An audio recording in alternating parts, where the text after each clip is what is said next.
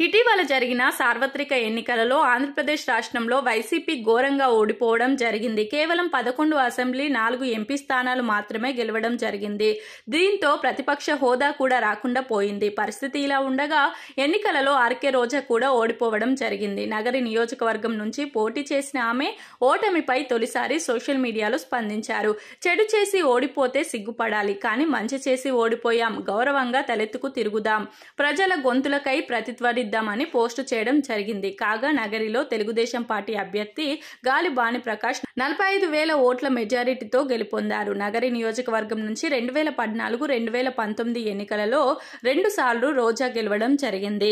2019లో జగన్ ప్రభుత్వం వచ్చిన సమయంలో మంత్రిగా కూడా రాణించడం జరిగింది.